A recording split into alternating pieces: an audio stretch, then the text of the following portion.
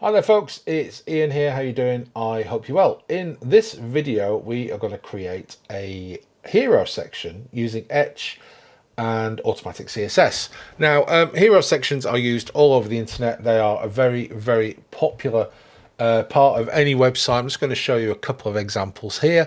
The first is taken from my own photo booth website. This was built in bricks some time ago. It is due a refresh soon, but this is the section we're talking about, this kind of orangey section up here with all these people behind.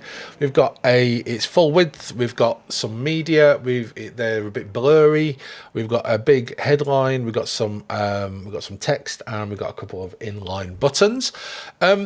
Another example here is this guy here, Storm DJs up in Manchester. They've got a full height hero section, and we're not going to build a full height one, but we might do. We'll see how we get on.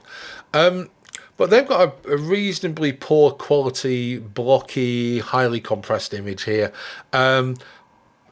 It's full height, like I say. We've just got a single headline. There's no calls to action on this, which is a little bit weird, but I'm guessing they are a little bit further down. But there doesn't seem to be a lot of text on this website. But look, we're not here to do critique of the Storm DJs website. Another example here, Manchester DJs, based in Manchester, UK, I'm guessing. They've got a full width section, a bit like my photo booth website. We've got a heading or a headline. There's some weird line spacing going on here, not really quite sure what that's all about. We have got a little bit of text with a load of links in, and we've got a CTA as well. We've got an image in the background.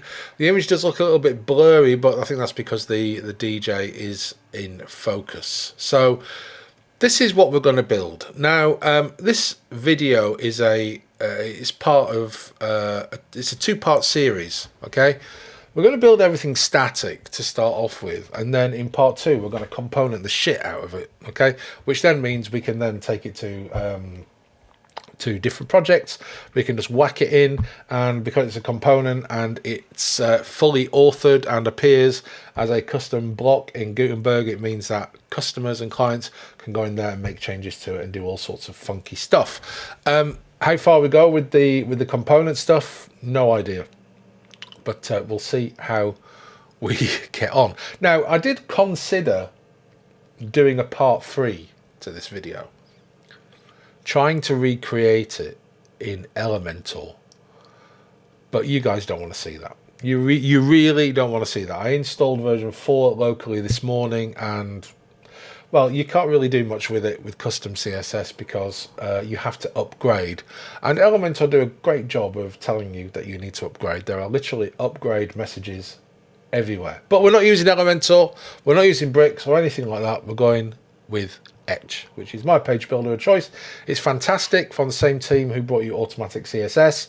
If you watch some of my other videos, you'll see a blueprint video that I've created, and also the icon button video which I recorded a couple of days ago.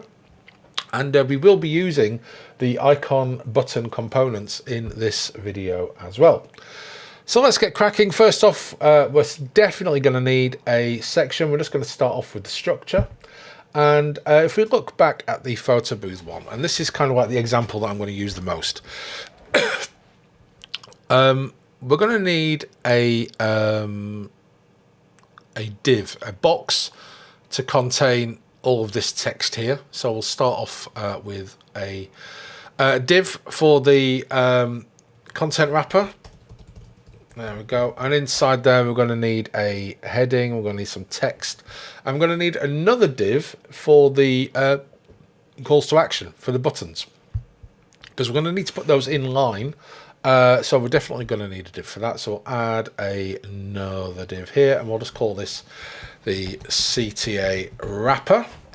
We're also going to need a div just to keep hold of the image and of the overlay, and we're going to use a div for the overlay because there's two parts to it. We're going to use it for the overlay itself, which is going to darken it or apply any kind of color we decide, and then we can also add some extra CSS to then just stick a filter on the background to make it blurry, or we can do all sorts of different things with that. So like I said, we're going to need another div, and this will be our media wrapper. And then, like I say, in here we're going to have an image and another div, which we're going to use for the overlay, because we want the overlay to take up the whole of the section and cover the image completely. Now, in Etch, when you add an image, it automatically adds a figure tag. We're not going to use the figure, so we're just going to get rid of that. As far as structure goes, that's pretty much it. So we'll just dot the I's, cross the T's, make sure we've got everything named as we need it, and then we're going to stick some classes on here. And in Etch, that's really simple. You just select the thing, create BEM classes. There we go, all done. Literally took seconds. Now we're going to add our icon button components in here as well. So we've got these saved in here. If you press Command K or Command I in Etch, you get the quick insert box pop up, and I've just typed icon button, and as you can see, we've got the icon button component listed there. And then we're just going to duplicate that. On this first one, we're just going to call this we're just going to actually call it CTA1. And we're going to say this is primary. Yeah, we're pretty happy with that. And we'll call this one CTA2. And this one is, this is going to be primary and outline. Okay, if you're not really quite sure what I'm doing, go and watch my icon button video. Link will be up there, down there somewhere. But I've got to work out how we even do that. Okay, so we're off to the races. Let's add an image on here as well. Now, in Etch, they've got a very, very clever image element. So there's a couple of things we can do with it. We can use a static URL image, which will be used as the fallback. So this comes in handy if you're using dynamic data. And then there is this section here, the WP Media ID. This is in K, and this will come in handy when we turn this into a component later, I feel. If a media ID number exists in here, and every time you upload an image to WordPress, it gives it an ID. Okay, so if there's an ID number in there, then that image will be used instead. So I'll just hopefully I can show you a quick example of this. So if we use this image here, it's a bit nice and first dancey. There we go. If I stick an ID in here, and I mean, I don't know, have we got another? No, image 4, 5, 6, 10, 30. There we go. So if we put an ID of an image in there, then it will use that image instead. If we get rid of it, then it falls back to the original one. And you got full source set and all that kind of stuff. It's really, really pretty cool. So we're going to do that. We're not going to bother with the overlay right now. We'll deal with that a little bit later on. But let's get this at least looking like a hero section of some description. Now, let's grab a drink. Okay. For the hero section to work, if you look at the Big Small Booze example, we've got, this is the section. The whole of this orange bar here is the section, okay?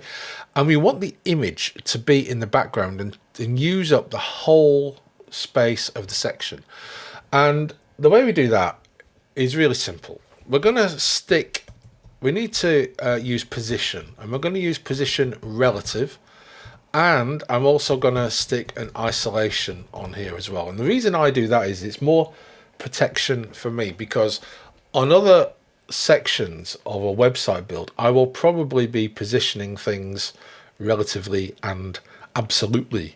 And what I don't want is, I want everything for this particular section to exist within this section and to not bleed out of it and disappear off into other sections. So I always stick the isolation in there just for protection, really. We probably don't even need it, but I just like to use it. We are also just in case we get a bit of overflow, we're going to stick some overflow protection on there as well, and we'll use overflow clip, and that will do for now. We now need to get the image taking up this whole section. Okay. And we're going to use the wrapper. We're going to stick a position absolute on that. and as you can see now, it's kind of contained within within the it's moved inside the section now, and the section height is not as tall as it was. You can see now it's not as tall as it was. If I take the position absolute away, then obviously the section is now a lot taller. So let's stick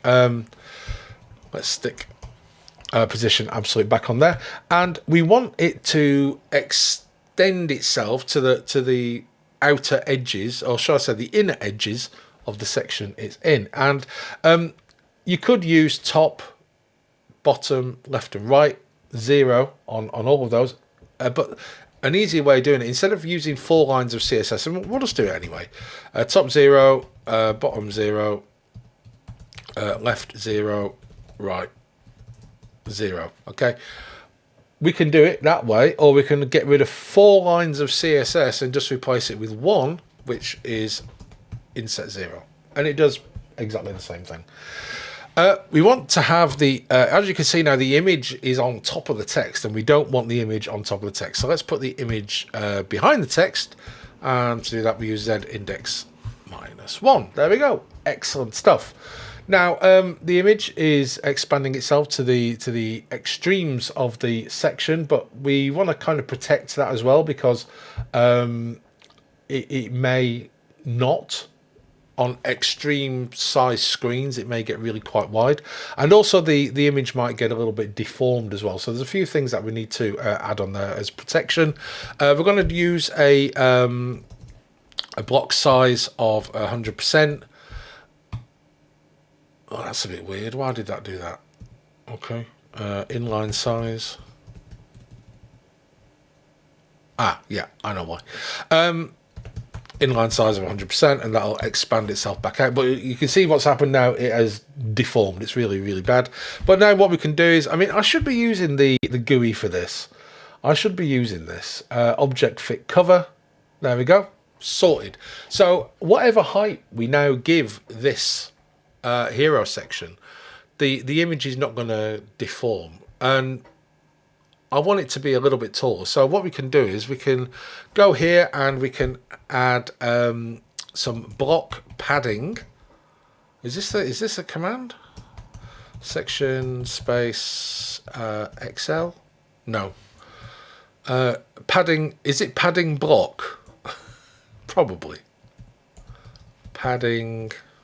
Oh, padding. There we go. Padding block. Right. What's going on? There we go. Right, okay, so we've increased the size of that. Now we can go even bigger. Okay, and we can go a lot smaller as well, but we're going to stick with XL, XXL, XL. I think that'll do. Okay, so we are getting somewhere, which is good. Now, the other thing we're going to need to do now here is deal with the content. We can't see the heading and the text color because they are the same color as the background image.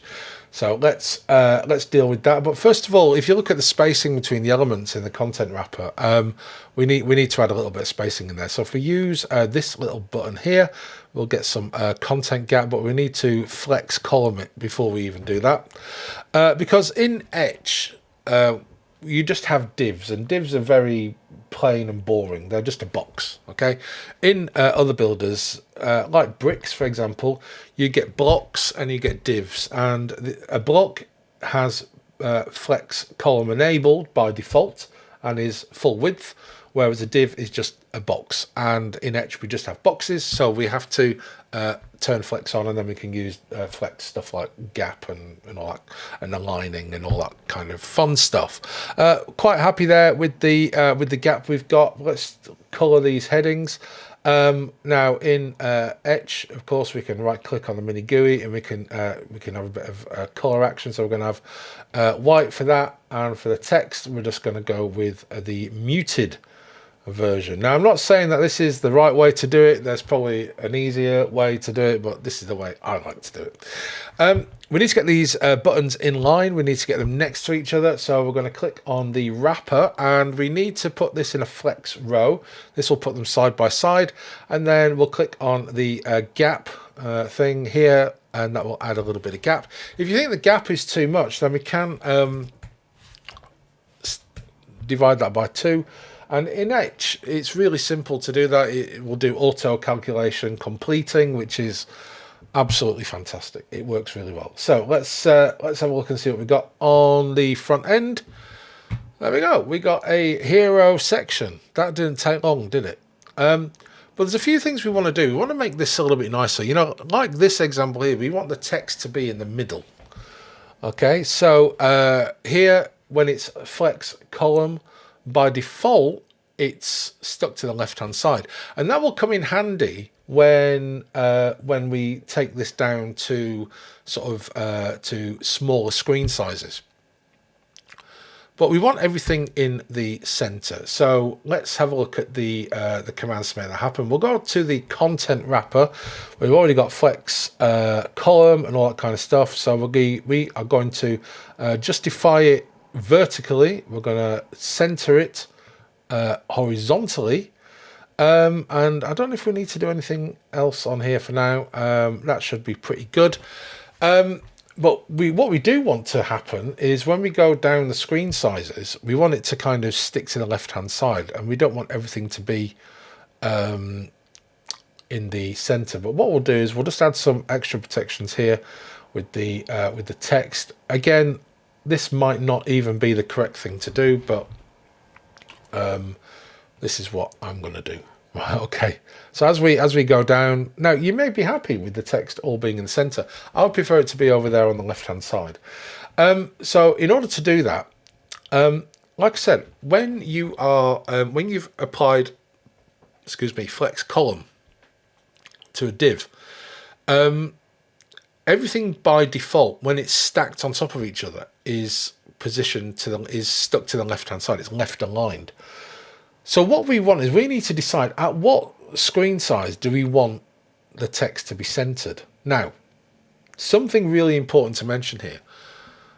Unlike, and I think Etch is the only page builder for WordPress that does this. It doesn't have breakpoints for different screen sizes. Now, you might be sat there thinking, well, that's just fucking useless. How am I going to know? How am I going to design this to look great on different screen sizes?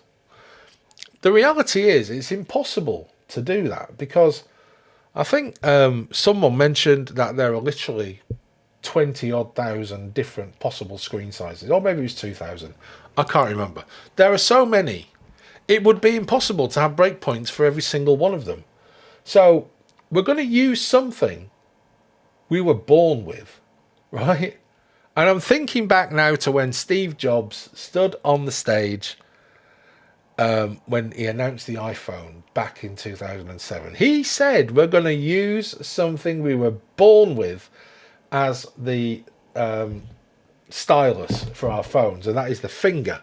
But we're not going to use the finger. We're going to use the other things we were born with, and that's our eyes, people. We're going to use our eyes. We're going to use our eyes to visualize where we want this to stick to the left-hand side. So in Etch, we've got these little grab handles here. We've got one either side of the canvas. We've also got one at the bottom, so we can kind of fiddle about with things vertically too. But we're just going to grab this, and we're just going to kind of go in, and we just need to kind of decide at what point do we want this to kind of stick to the left. Now, we are using quite a fairly small header here. So let's go and grab some Ipsum. Lorem UK, why not? No, maybe not. Ipsum UK, that's what we want. Ipsum UK. No. Oh, for crying out loud. Website Ipsum UK. There we go. We got there eventually. So this is going to be the headline. It's quite long. Okay, so we'll just where are we? Here we are. So we'll just stick this in the headline. Nice big headline, and then we're going to grab this text here for the for the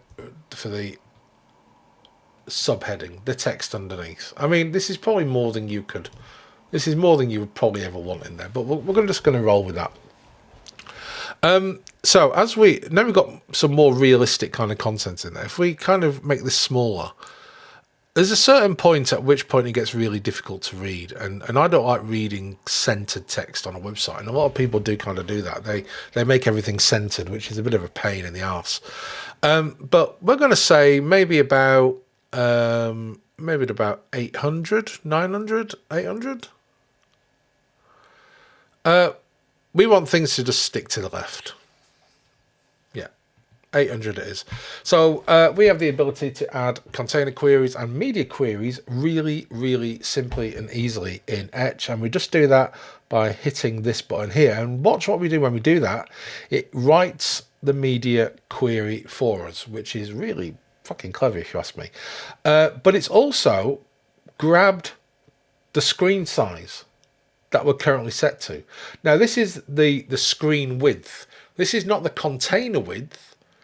This is the screen width. Now we could do this on the container too,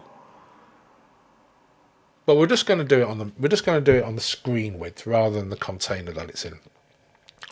So when the width of the screen is more than or equal to 800 pixels, we want everything to go in the center, and we can just press Option and move this shit down. Okay, and that's it. And then when we go below 800, which you'll see, everything kind of moves to the left, but it doesn't because we added text align center on these. Now, if I go back to 800, I've probably made a rod for my own back here. There's probably a better way of doing this. Just if I go to the heading, if we take that off there and we take that off there, and go back to the content wrapper. Do we have justify items center? Do we have that? No, we don't. Justify content, justify items, align items. Do we have anything else?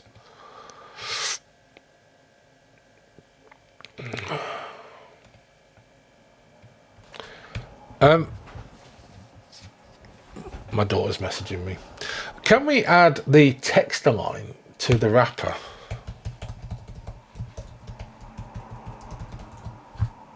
Yes, excellent. Okay, so when we go below 800, everything sticks to the left. There we go. Everything is over here on the left, just where we want it. So hopefully you can see the benefits now of not actually having different breakpoints, because if your desktop base breakpoint is say 1366 pixels, but your next one is 1024 or 768, you're going to have to define rules kind of all the way down, and it is a bit of a nightmare. This is a much easier way of doing it. You use your eyes to just work out where you think this content needs to change, and we decided that when we get to 800 pixels wide on the screen, we want everything to stick to the left hand side. Now we're going to go a little bit further with this. I know this is hard to see because we've got an image there, but if we keep going down, there comes a point where we may need to we may need to do something with these buttons. So for example, if we use this example here, we've got our photo booths and audio guestbook. So we'll use those headings as an example. Our photo booths, and then we'll have audio guestbook. Audio guestbook. Now, at some point, something may go wrong with these as we go down. Right, you can see this. We can see where this is going now. The text breaks onto two lines, and obviously two-line buttons are not nice to look at. What we want to do is we want to now stack these buttons and maybe make them full width as well.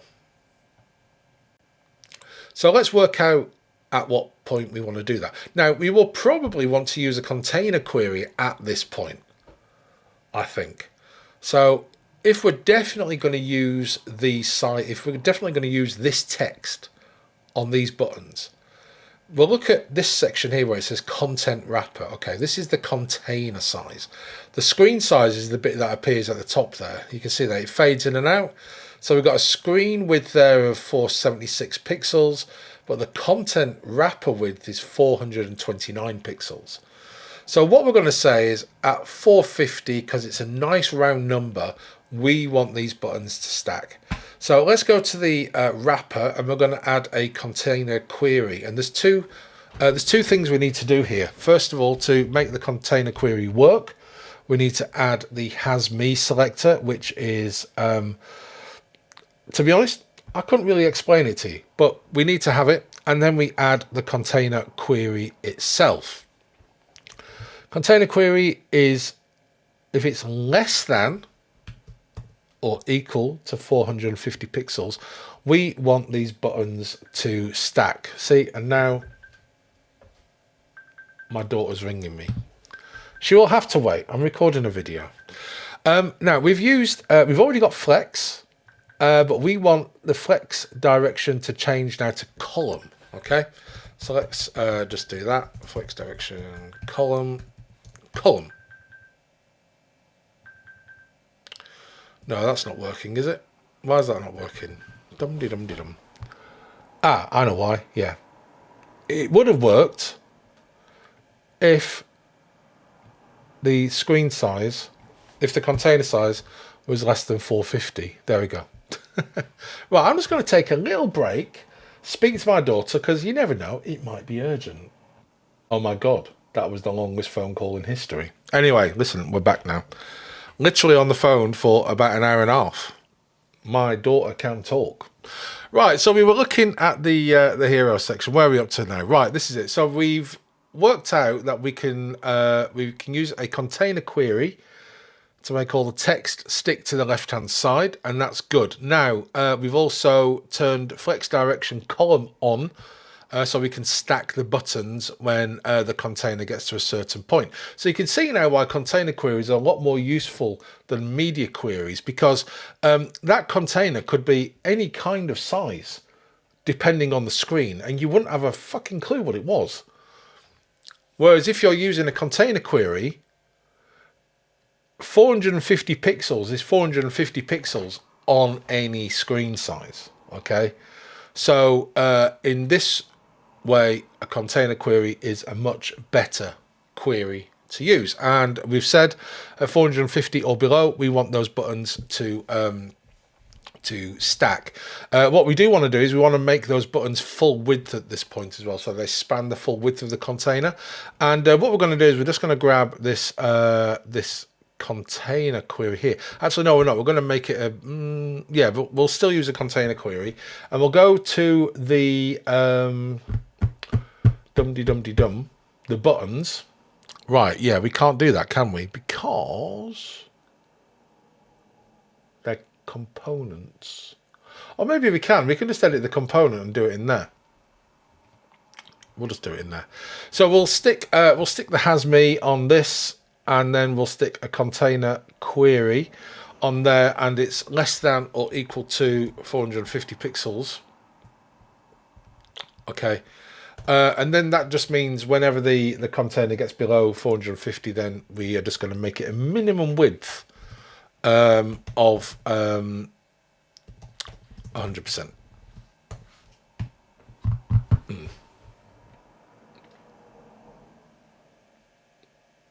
Maybe not.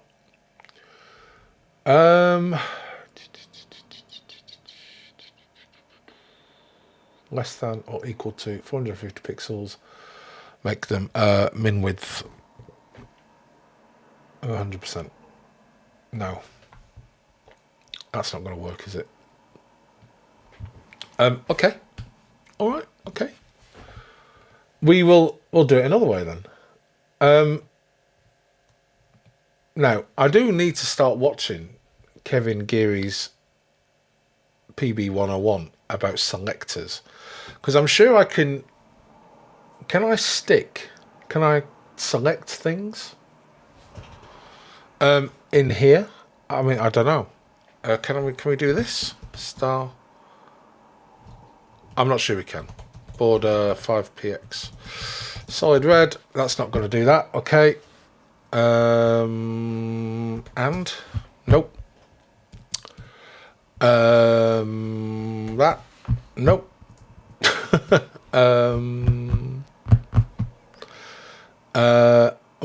Okay. Right, this is a bit awkward, isn't it?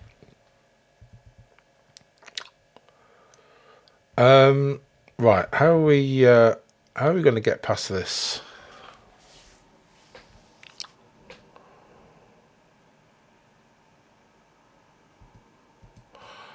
We're going to use chord.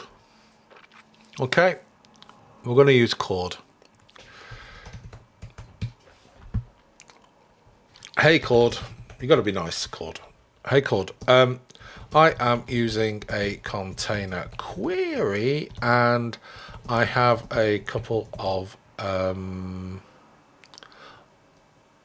links disguised as buttons inside a wrapper.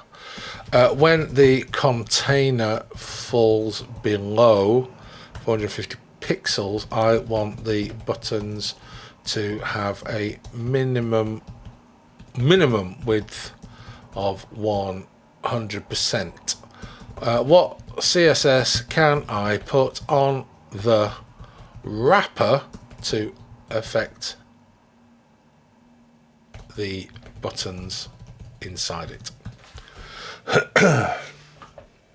This will be so much better when ETCH gets AI integration, which I believe is coming. Right. Okay. So we just need to affect the links inside then. Okay. We could just do it on the class, couldn't we? I suppose. I think it's icon button, isn't it? All right, let's try this. Icon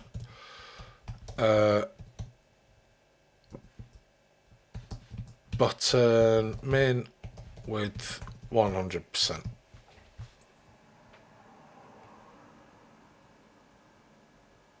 No. Okay, do we need it on the A? Can we just put it on the... There we go. Sorted. Fixed it. Now, the thing is, you guys were probably looking at that going, Ian, you just do that. You just... This is how you do it. Man, we went on a detour to get that sorted out. But you can see the effect of what we've done now. So we are grabbing the buttons, and we're saying when the container falls below a certain size, we want it to flick to flex column, but we now also want the buttons to be full width. Fine and dandy.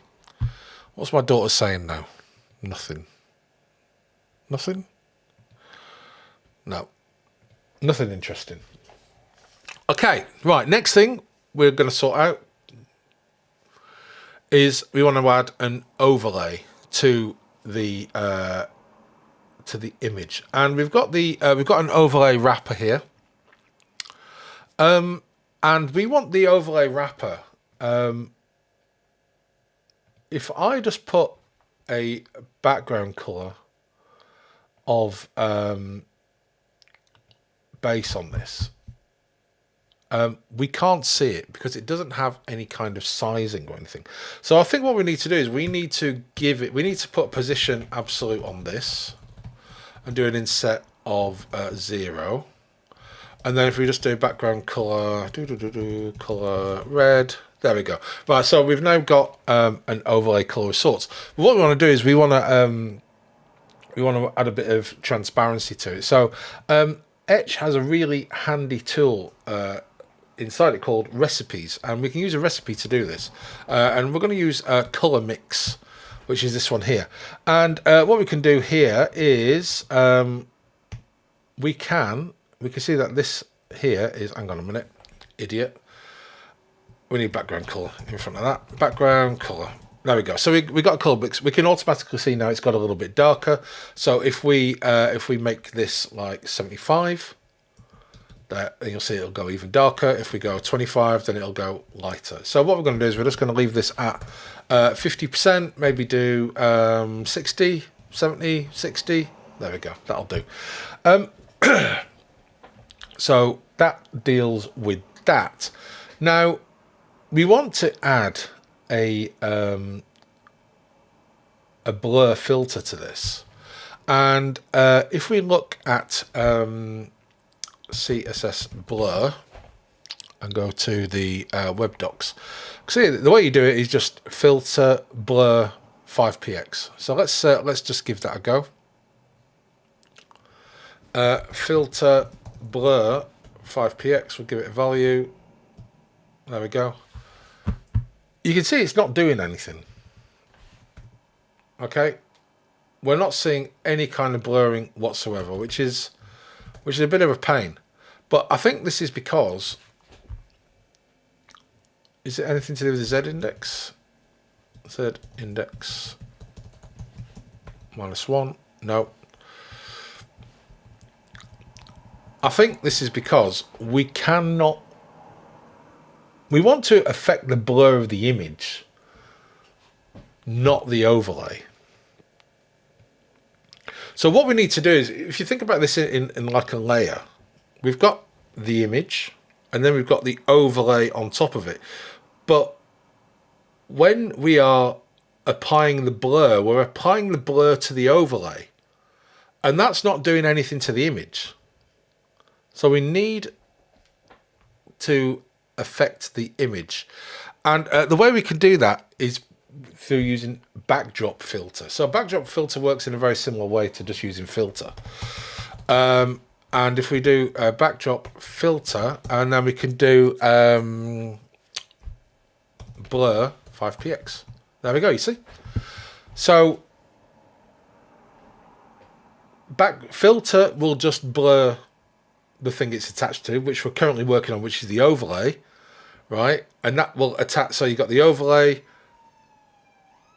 div, and then you've got the image, and then you're applying overlay to the image. But you want to apply another effect between the blur and the image, and that's where backdrop filter comes in. So using backdrop filter gets us to where we want to be. Let's do save. And I think, let's just check to see what that looks like on the front end. There we go. That looks pretty cool. That looks pretty cool. I'm pretty pleased with that. Are you pretty pleased with that? I hope you are. We can, of course, make it taller. So if we go section space XXL, then we can do that. And because we've now blurred it and applied an overlay, we can obviously see the content a lot nicer now. And we can test this on the front end. We'll just go to save. We'll just go to the front end refresh. We'll load up. I use a extension for Chrome browsers. I'm using Brave at the minute, called Hoverify, and I got this on an AppSumo deal, and it's a fantastic tool. It's got an inspector. You can eyedrop colors. You can download assets. So if you're on a website, you want to grab an image, you can easily do that. Responsive. It's got SEO. You can look at site stack. You can capture. You can do all sorts of really cool stuff. But if we go on to responsive, we've got a few devices already set up in here. I use the 16 Pro Max and the 16 Pro to give me a couple of size variants, and then we've got an iPad Pro as well, just to give us a bit of an idea what it looks like on a tablet. And we can see the screen sizes here: 834, 402, and 440. But this is quite interesting because if you look at the 16 Pro Max has got a slightly bigger screen, and we can see now that it's looking pretty cool because at 440. Everything is kind of positioned on the left hand side. I think we put 450, didn't we? We can just test this just for the sake of doing it. If I change this to, it was 800. So if I change that to 449, if I change that to 440, I think I'm right. If I change it to 440. What will happen now is everything is now still centered, but at 439 and below, everything is stuck over to the left-hand side. And we'll test that now. We'll change this to 439. 439. Save.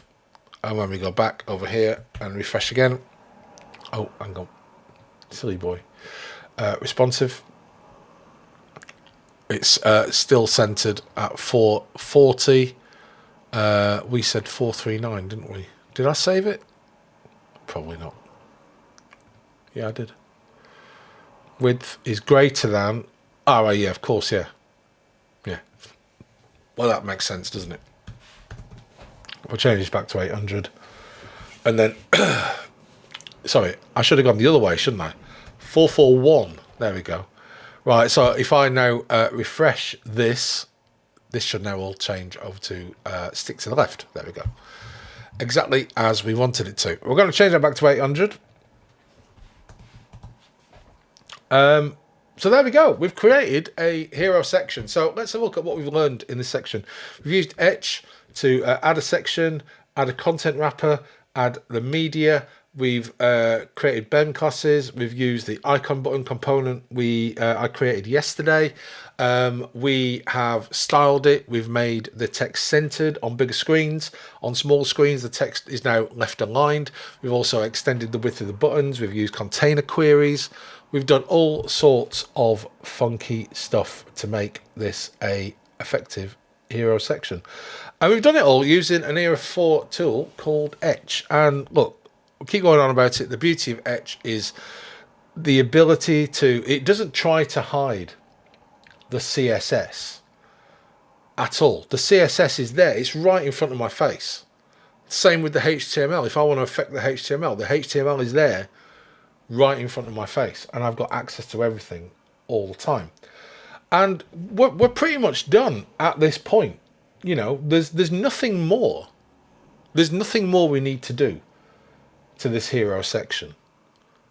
So in the next video, we're going to turn this hero section into a component, and we're going to add a load of controls so that we can personalize it for whatever situation we're going to be using it in. For example, if we don't want the text centered on bigger screens, we'll just make it left aligned all the time. But there'll be a control, so we can have left aligned or centered all the time, or left aligned all the time. We'll have a control to adjust the padding of the section to make it taller and smaller and shorter, maybe even full width as well. We'll have a control to adjust the blur of the background. We'll add in a control to adjust the color of the overlay and the percentage of how dark it is and how light it is. What else could we do? We could add in I think that's it. I don't think there's really much more we can do. Then obviously add in controls to affect the title and also the content as well. I'm sure we'll find other things to do. So I hope you've enjoyed this video. Sorry if I fumbled my way through it. When I make these videos, I want these videos to be as real as they possibly can be. When you watch some other content creators on YouTube, this is what they do. I'm not saying everyone does this, but this is what they do. They have another screen somewhere with all the instructions, so the video is as perfect as it can be. They've got a thing scrolling words that they read from. I'm not saying everyone does that, like I said. I certainly don't do that. I don't do that at all. You know, it's me, my camera, my screen, my other screen over here, which I've got my day-to-day business crap on, and my daughter when she calls and tries to FaceTime me. But we're just making it up as we go along. So anyway, I hope you enjoyed this video. I'm going to record the second part shortly, where we turn it into a component. Have a great day.